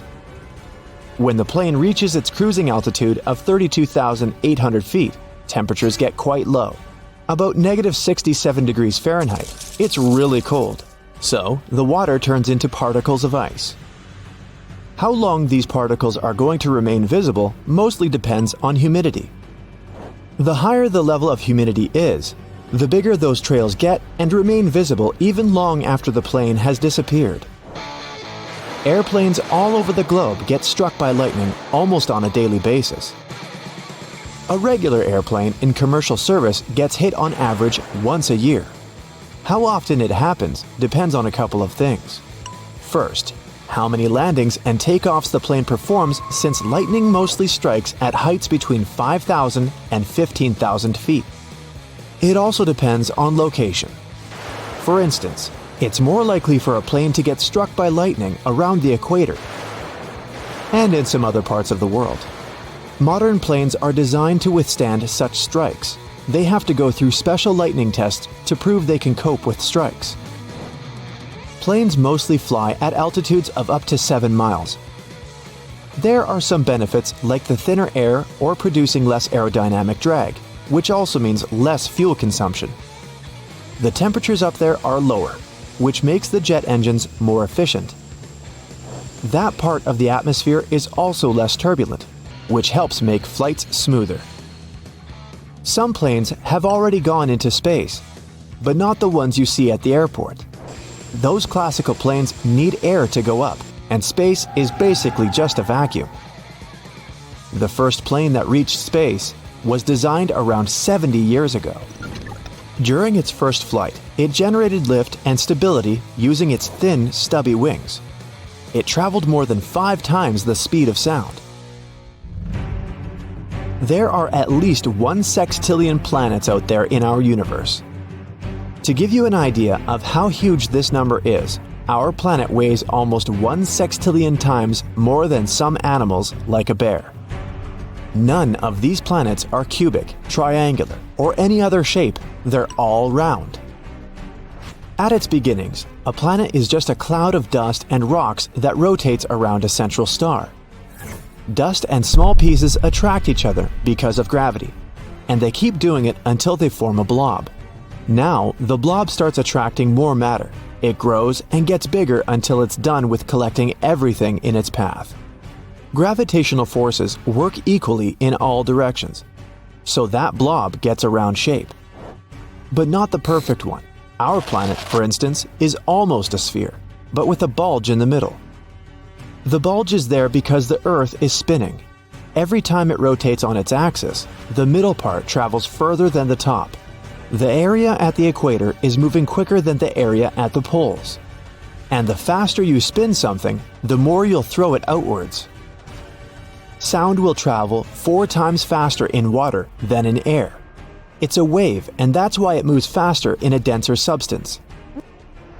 Particles that are close to each other, as in denser substances, will bump into each other more easily. Water is denser. There are 800 times more particles in a bottle of water than in the same sized bottle filled with air. Bubbles are round because they occur in a thin film, such as one of soapy water traps air. The molecules in the film attract each other. That way, they stick together and also shape a sphere, because that's the smallest possible area that encloses any given volume. They can't get any smaller because they have trapped air inside. You can turn your pencil into a diamond. If you apply a temperature of 2,550 degrees Fahrenheit and pressure of 55,000 atmospheres, you can transform graphite into diamond. There are actually 2 variations of a single chemical element, carbon. Diamonds aren't just used in jewelry, but for different purposes, for example, as a cutting tool for electronic devices. Beavers are amazing builders capable of creating cool and complex riverside structures. They build them to protect themselves from wild animals that might go after them, like wolves or bears. But not in the way it may look at first. Beavers don't really live in their dams. They only use them as a barrier, making some sort of a pool or pond of deeper water. That's where their real home is, in the pool. It's like a small island or dome lodge. It's a dry area where beavers are safe. They can also store their food there. These pools are deep enough for land animals to avoid them. Beavers dig underwater tunnels that are entrances into their home. If a predator or some other danger is coming, they can quickly escape to safety. Some animals sleep while standing. Zebras, elephants, horses, some birds like flamingos. Cows can sleep while standing, but they prefer to lie down when they want to rest. To sleep while standing, animals need to have legs that can align vertically. That way, they don't have to activate their muscles to keep them standing. Their knees also lock in place. It's better for these animals to sleep while standing because they'd probably be too slow to react if there was a predator going after them. When we laugh in some unpleasant situations, or when we feel nervous, we're actually trying to mask our true emotions. For example, you do something embarrassing and try to cover up the shame you feel. Also, we're more relaxed after laughing, so if you're nervously chuckling in an unpleasant situation, it can help you clear some of your negative emotions. When you buy a bottle of water, you can see it has an expiration date. It's not that the water inside will turn bad. The expiration date is there because the plastic may start to leach into the water over time and contaminate it with chemicals that might be bad for us. The moon has its own time zone. The astronomers created a special watch for all moonwalkers. It measures time in lunations, which is the period of time the moon needs to rotate and revolve around our planet. Each lunation is almost 30,000 Earth days. You can decaffeinate your coffee if you take it into a sauna to moisten the green coffee bean within temperatures of 160 to 210 degrees Fahrenheit. The point is to get 10 milligrams or less of caffeine per one coffee. That's when you can put it in the decaf category. One serving of regular coffee has 50 to 75 milligrams of caffeine. There's a reason the Earth spins. Our solar system formed 4.5 billion years ago. There was a raging cloud of dust and gas. Molecules and atoms in that cloud had a tendency to rotate in a certain direction. That same cloud collapsed under gravitational forces. Gravity magnified its initial rotation and then flattened it out into a disk. Our planet formed within that disk, and now it's spinning because of that old pattern of its parent cloud. They make plane wings smooth to let air flow easily around their surface and reduce resistance during the flight. So why did they add these convex yellow hooks? They obviously worsen the aerodynamics. Yeah, they do, but they're also necessary for your safety. Imagine a plane making an emergency landing in the open sea. Everything's going well. The aircraft is sliding on the water. Then rescue boats sail to this place to evacuate the passengers. They leave the plane through emergency exits located above the wings. Before the door opens, the escape slide inflates. Passengers need to walk on the wing and go down the slide, but the wing surface is slippery because of water. They might fall and get hurt. To prevent this, the stewards install a rescue rope. They attach one end to the door and the other to the edge of the wing, passing it through these hooks. During the evacuation, people hold on to this cable like a railing and don't fall. They can also attach rescue boats to the wing with a rope and these hooks, so the sea won't take people far away from the plane. By the way, the plane can stay on the water for 10 minutes to 60 hours, depending on the model, weather conditions, and the pilot's skills. Both the main and emergency exits have extra handles for crew members. During an evacuation, people may panic and accidentally push the flight attendants off their feet. To avoid a fall, they hold onto these handles. A seat belt on an airplane has a slightly different purpose from that in your car. The one in the vehicle protects you from a horizontal hit. When a plane is going through turbulence, it's shaking up and down.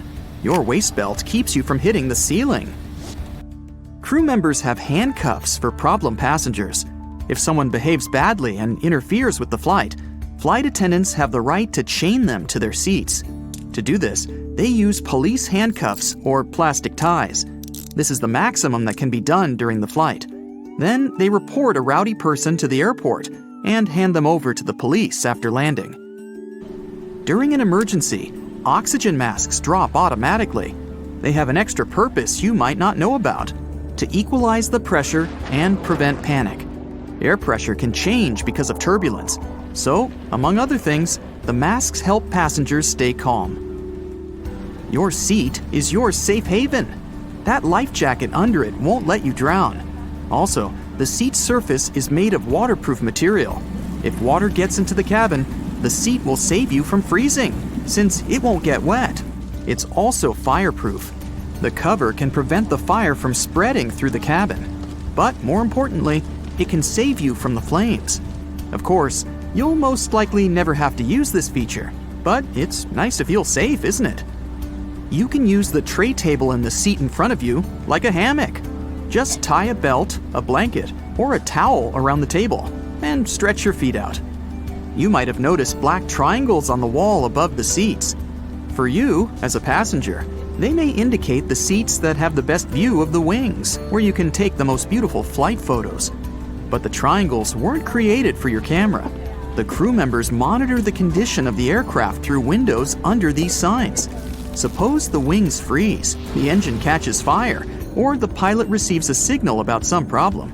In that case, the crew will quickly move to the triangles and assess the situation. And there you are, sitting under the triangle, looking at the wing and thinking, why are the wings located in the lower part of the plane? They could install them above the windows or right in the center. Actually, some planes have them in the middle and higher up, and each location makes sense. The engine and turbines are under the wings. It's much easier to repair them since they're close to the ground. And in case of an emergency landing in the sea, the wings act as a rescue cushion. They help to keep the plane on the water. Empty fuel tanks under the wing can also help the plane stay on the surface. But this position has certain risks. Debris can get into the turbines on the runway. Fortunately, this is unlikely to happen since they carefully clean it. Planes with wings in the middle get the least air resistance. That's why they build fighter jets and supersonic aircraft this way. Big cargo planes have wings in the upper part of the hull. Thanks to it, the aircraft stays close to the ground. It makes it easier to load cargo. Also, it's safer to land on unprepared runways with high wings, since debris won't get into the turbines. The aerodynamics of these planes works better thanks to such wings. They get less air resistance and deliver cargo faster. Oxygen inside the masks is a combination of chemicals. The transportation of oxygen tanks is too expensive for the airline. They take up a lot of space and increase weight, which leads to extra fuel consumption. Therefore, they use a chemical oxygen generator. It's located in the panel above your head. There's a small tank with barium, sodium, and potassium compounds. They mix and create a hot chemical reaction that releases oxygen and passes it into the mask. Small holes in windows save the glass from breaking. The air pressure inside the aircraft is much stronger than that outside. The difference is so big that the air can just break the glass from the other side. To prevent this, they drill small holes. The air penetrates there and reduces the load on the window.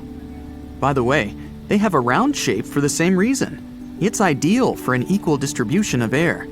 If they were square or triangular, air streams with moisture would accumulate in the corners. It would lead to destruction. Plus, all water gets dried out thanks to the hole. Windows are made of triple glass. The outer glass takes the pressure. The middle one works like a fuse. The third layer protects the second one from passengers who like to touch it. Technically, the plane could fly with one layer, but it would be dangerous. They also installed extra protection for the wheels. They experience huge loads during landing, but don't worry, they won't burst. The tires can withstand pressure 5 to 7 times bigger than they actually get. See the toilet sign on the door? There's a secret latch under it. Crew members can unlock the door from the outside, so don't expect complete privacy.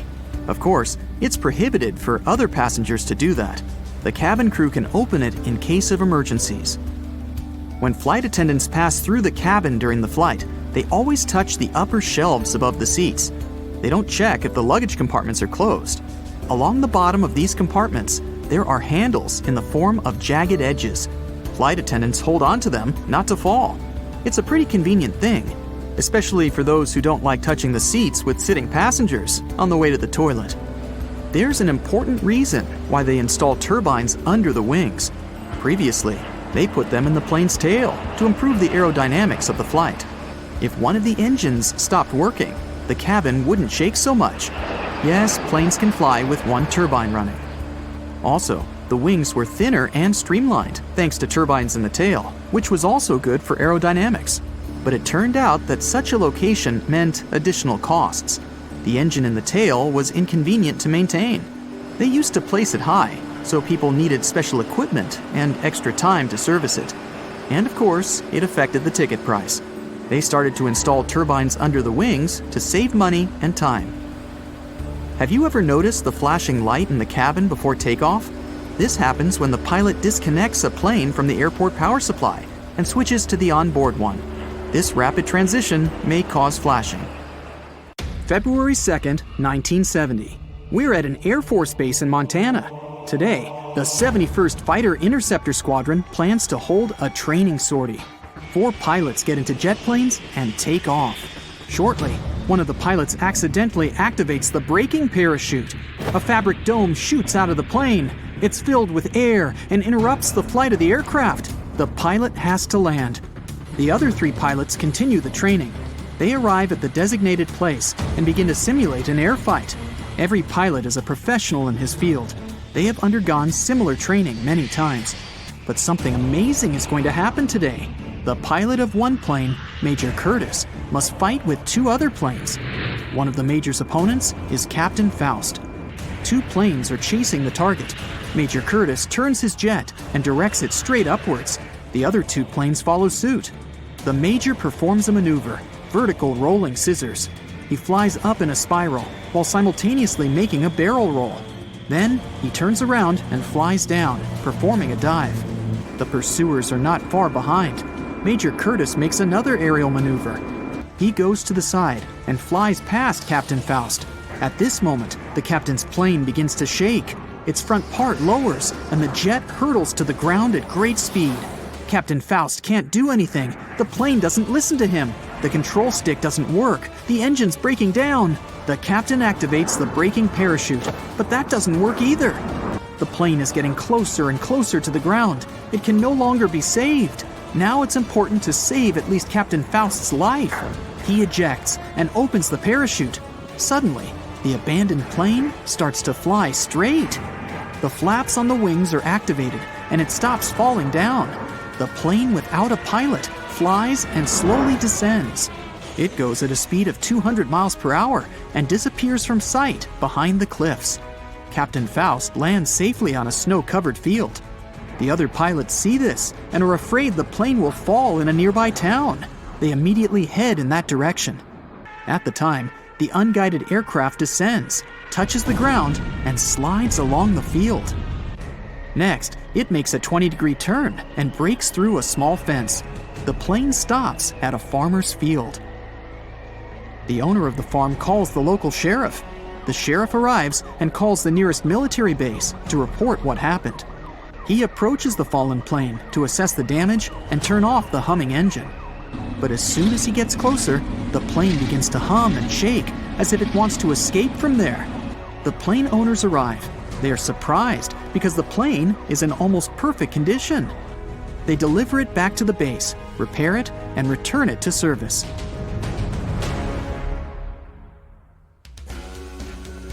In 2016 in Belgium, a train was traveling without a driver. That day, people at 2 railway stations saw a train slowly moving between them. It didn't make any stops, brake, or accelerate. It was just slowly riding onwards. Passengers couldn't contact the driver and get out of the vehicle because no one was controlling the train at the time. Panic was rising. People began to say that a ghost train without a driver appeared. But the truth turned out to be not so mysterious. The empty passenger train had been leaving the station according to the schedule when the driver noticed some kind of malfunction. He stopped the train and got out of the cabin to see what happened. But for some reason, the train started again by itself, and the driver didn't have time to jump on it. Fortunately, everything ended well. The driver warned all his colleagues about the runaway train. Everyone was evacuated from the train stations. Then, at some station, one brave driver jumped into the cabin right on the move and stopped the stray train. Speaking of ghost trains, you can see such things in the UK. They pass through railway stations that have long been abandoned. If you get on such a train, you'll probably be the only passenger. Authorities let these trains drive because it's economically profitable for the country. To cancel the route of a ghost train, you need to go through a lot of bureaucratic procedures and spend tons of extra money. So, they travel all over the country and don't bother anyone. Now we go to the ocean to learn about the ship that was drifting for several months without its captain. The ship's called Alta. It was bought by a new owner in 2017 and marked with the flag of Tanzania. Almost all cargo ships are equipped with AIS, Automatic Identification System. That's a navigation system that works on the principle of GPS. All vessels are equipped with AIS, so their movement in the ocean can be tracked. This feature was disabled for the Alta. The ship disappeared from the satellite's eyes and reappeared several times. In 2017, it sailed by Greek port cities. The Alta made 12 stops in 3 such towns in different parts of Greece. Then the AIS signal disappeared. 10 months later, the Alta appeared again on the northern coast of Africa. In September 2018, it was headed to Haiti. During this trip, the ship's engine failed. The nearest shore was far away. The ship began to drift. A few days passed. The crew couldn't repair the vessel. The food supply was almost out. The situation was getting worse as a strong hurricane was approaching the place where the ship broke down. Fortunately, a rescue boat came to the sailors. They were all evacuated shortly before the hurricane hit. The Alta stayed drifting in the ocean. After a while, another ship came to tow it to the coast of Guyana. But something went wrong. Somebody stole the Alta. It's unknown who did it and why. Then, almost 1 year passed. In the waters of the Atlantic Ocean, a British Navy ship notices the drifting Alta. There's no one on board. No one controls it. Then, almost 6 months later, a resident of a small town in Ireland sees the abandoned ship off the coast. Somehow, the Alta was able to cover the distance across the Atlantic and wash up on the coast of Ireland. The Irish authorities said it had been a miracle that no one else saw the ship. It sailed calmly for such a long distance, surviving storms. They started an investigation to establish the owner of the vessel. It's important to find a responsible person who will tow off the Alta. It's extremely difficult to do so, though. They didn't find the owner. One day, an unknown person called the Irish authorities and introduced themselves as the proprietor of the Alta, but didn't provide any evidence. But the record for the longest drifting vessel along the ocean belongs to the SS Bechimo. People were seeing this ghost ship at different times for 38 years. It was a merchant ship owned by a Canadian trading company. In 1931, the ship got blocked by ice off the coast of Alaska. A strong snowstorm began. The crew waited a week for the bad weather to end, but the storm only intensified. One day, when the storm subsided a bit, part of the crew went to the nearest town. The rest of the crew members and the captain set up camp near the vessel. The storm didn't stop for a long time. The blizzard was so strong that people couldn't see beyond their stretched hands. Finally, when the storm was over, the captain went to find the ship. And couldn't. He decided it sank during the snowfall. A week later, the ship was found, drifting near the place where it was lost. Its hull was damaged so badly that it was unsafe to sail on it. The captain decided to abandon the vessel. However, it didn't sink. For the next 38 years, it was seen drifting at various points along the coast of Alaska. The last time people saw the frozen ship stuck in the ice was in 1969. In 2006, a special project was created to find SS Bechimo. However, in all these years, they've found nothing. Its fate is still unknown. It's likely the ship found peace on the seabed of the Chukchi Sea.